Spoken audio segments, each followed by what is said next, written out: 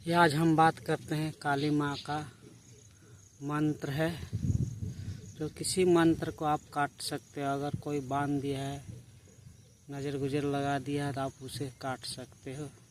काली माँ का मंत्र है।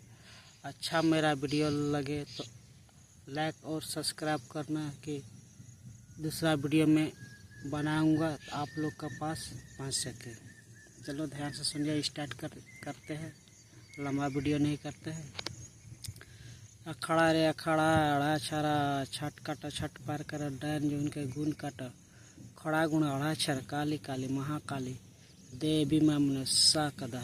ये मंत्र आप 40 रोज धूप दीप जला के गुल एक माला आप जप करते हो तो ये मंत्र आपका सिद्ध होगा।